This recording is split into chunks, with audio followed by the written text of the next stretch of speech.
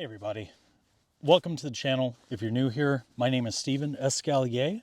So I am a pretty avid outdoorsy type person living in Red Wing, Minnesota. I do photography as a hobby, and most of my photography will be landscape, nature, buildings, abandonment, stuff like that. So I've been photographing for a few years now, maybe 5 or 6 years.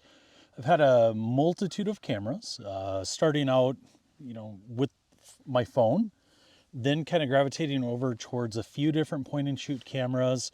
Then ultimately I bought a Sony A7 II, so full frame camera. Then I upgraded to a Sony A7C full frame camera. And then now I've traded in from full frame to a micro four thirds setup, which I have in this bag. I did do a previous video, so if you've seen that video and are returning, this is kind of my 3-week follow-up to going from full frame to micro four thirds. And if you haven't seen that other video, essentially about a month ago, I switched from a Sony full frame camera to an Olympus micro four thirds as my camera setup. And a lot of the reason for that is mostly I'm out on foot with my camera. Mostly I'm posting online like Instagram, Facebook, etc., etc. And so I wanted something that was lightweight. My files did not need to be huge, so I'm not blowing up stuff to print size. So really just it's the weight factor that was a big deal for me. So with the full frame cameras, the lenses were quite large and they were quite cumbersome. And my last video kind of went into depth as to some of those lenses, how big they were, et cetera, et cetera. But in a nutshell, one lens, my Tamron 50 to 400, weighed exactly the same as my 3 lenses right now that I'm carrying with my Olympus camera, and the overall effective range was about the same. So I wanted to kind of talk about my experience right now with the Olympus and a couple of the things that I've kind of realized or found out that are kind of neat or compelling about a setup like this for my purposes or use. If you did watch my last video, you'll see I have a new bag. This is a Wotan Craft Pilot 7 liter. I love this bag. I just got it. If you're interested in some of my reasoning, I have a Moment everyday sling or whatever it's called. I think that's a 5 liter. And then I've got a 7 liter, I believe, Peak Designs. Maybe that's everyday. Anyways, I have a couple small sling bags. This bag is so much nicer. It's not just because of the materials and stuff like that, but there's just a lot going on here that I think makes an incredibly nice small camera bag. So if you are interested in my thoughts on this bag, let me know. I would love to do a review. The convenience of this style of opening, especially with a very water resistant camera, is really great because you really do have true one-handed operation here. Very easy to get into and out of. So cool bag. Anyways, moving on from the bag. Like I said, I've had this for about 3 weeks. I'm very impressed with the Olympus. Great camera. With my Sony camera, which technically in many ways would be considered a superior camera, with that Sony camera, when I would go out and I would take pictures and then I would come home and upload them onto my computer, while they were technically good, you would look at them and say, okay, your sharpness is great, your depth of field is great, your resolution is great. The files raw out of the camera always left me going, There's something about them that for me didn't do anything good for me. Many people say with like, say, Fuji or stuff, you have some kind of magic going on. And I don't know if that's true. But what I would say is with this Olympus, the files straight out of the camera have consistently, for the 3 weeks I've been using it, made me say, wow. just looking at the files, they're very pleasing to the eyes. And I don't know if that's just because I switched over and I have that confirmation bias and I'm like, I need to like this camera, but I don't think so. The colors of this camera are really good. They're really good, even the raw files. So very impressed with that. The other thing about Micro Four Thirds is that because it's a smaller sensor, you your depth of field, and you'll see this with the cell phone especially, your depth of field at a particular aperture is bigger. So let's say if you have a full frame camera at f4, we'll say your depth of field, we'll say, is here. Okay, that's your focus, your depth of focus. Now on this camera, if you're at f4, that depth of field is much larger. It's twice the size. So there's kind of a saying with Micro Four Thirds is they say that f8 is kind of your everything in focus. So you can throw a full frame camera into f8, walk around, maybe focus to infinity, and you can walk around and get everything in focus if you're a landscape photographer. With the Micro Four Thirds, that same thing can be said for f4. So as a result, while on your full frame cameras, they have a bigger usable ISO range. You get less noise when it's dark, et cetera, et cetera. There's many benefits to a full frame camera and sensor. And please, sorry for the hood. It's really cold out here. But with the Micro Four Thirds, what you're getting, because with landscape, you're not really looking for a shallow depth of field usually. You're looking for everything to be in focus oftentimes. And so with a camera like this, you can set it to f4, get everything in focus, but you're letting in more light. So that really is conducive to doing landscape photography, some type of building photography, stuff like that, because you're getting more light in and a larger focus depth. So that's a very compelling thing about Micro Four Thirds. And the type of photography that I'm doing with this is I'm usually going out and doing big landscapes like we're seeing here. I might be going to a big building and looking to get the whole building in focus, or macro photography. That's another area where a camera like this can do very well. Because as you get closer to a subject, your focus depth reduces, right? So to compensate for that with macro photography, sometimes you're having to go out to f11 or even greater. Whereas with a camera like this, you're able to pull in the f-stops, so you would effectively get the same focus depth from this at f8 that you would a full frame camera at f16. So you're introducing less noise, you're retaining more light. And I'm not the most technical person, so somebody may be able to explain this better.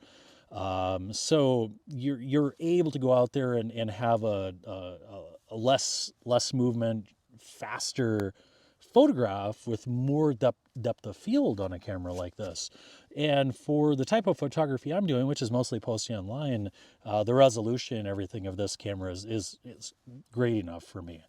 Then on top of it, with the Sony cameras, the A2 or the A7C, you don't have a lot of quality of life things there. And what I mean by quality of life is, with this camera, you have focus stacking, some other features, but focus stacking for macro, you can set a particular number of photographs to be taken at different focal points, different depths.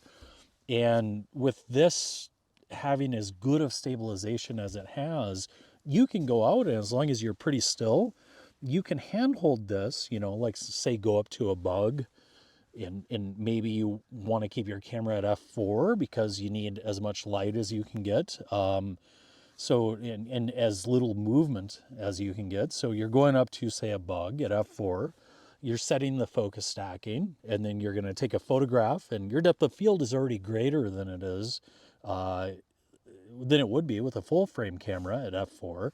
And then you're being able to take multiple focus point exposures and then get a photograph that's a large amount fully in focus because it stacks it all in the camera.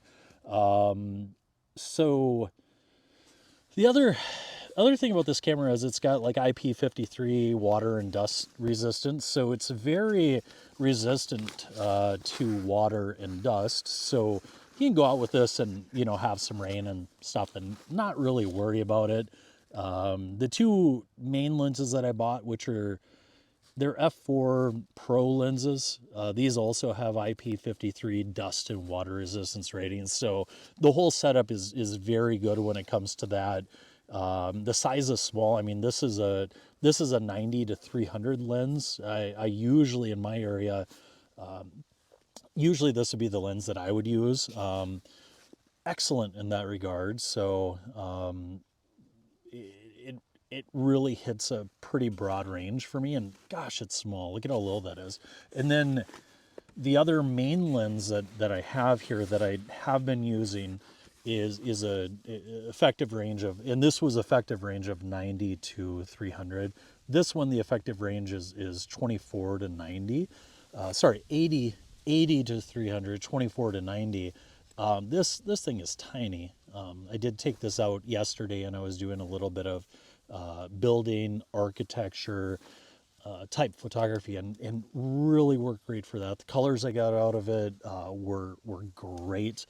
I'll maybe post a photograph or two within this video just to show a couple of the pictures that I took, and the focus distance of this. I mean, you can literally be on something with this and still get focus. So this can focus very, very close. So if you're going out and doing pseudo macro stuff, this is great for that.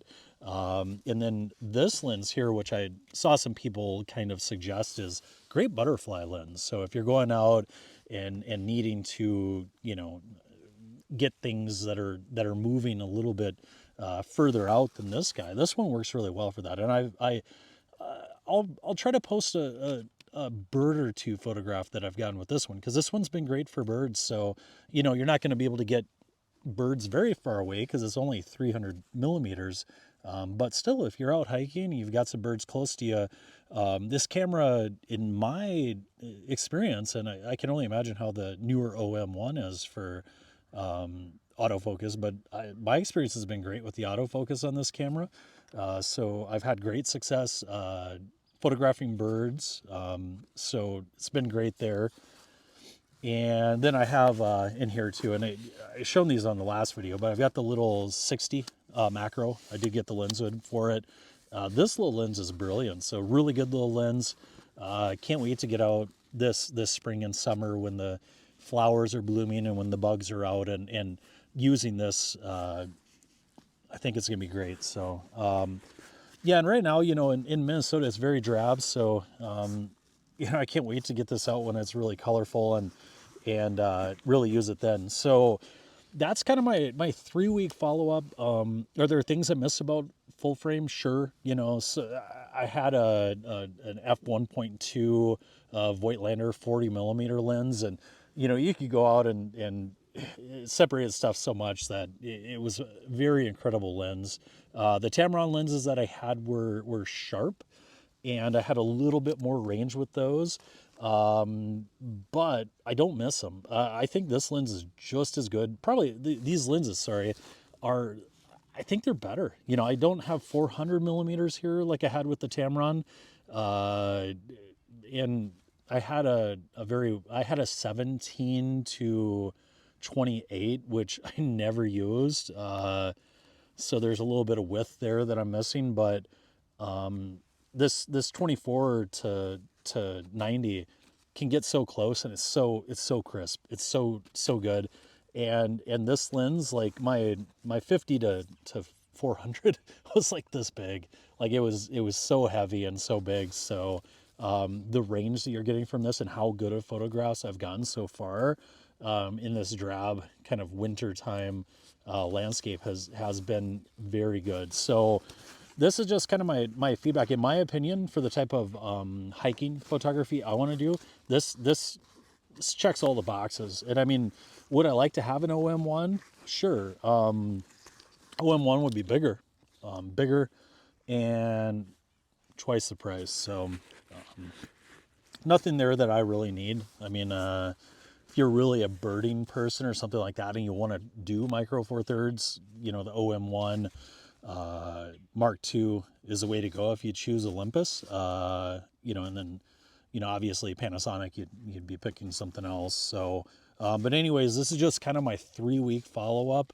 Let me know if you like this video. If you're new to the channel, please like and subscribe.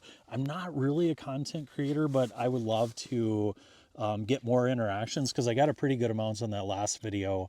So I'd like to get more interactions, and if I get likes, subscribes, comments, all of that, that helps me. You know, maybe I'll get to 1,000 subscribers, and maybe that would give me some motivation to do these more often. So I would love to do some photography type content, especially being a hobby photographer and somebody that just goes out and does it for fun, because I do like to hike, and you know, I usually go out by myself, so I have free time. So why not make some videos and have fun with it? So thank you all for, you know, for checking out the video, for subscribing if you are a subscriber, or if you're going to subscribe. I appreciate it. And I hope that you all have a wonderful weekend, and stay warm, stay safe, and we'll see you next time.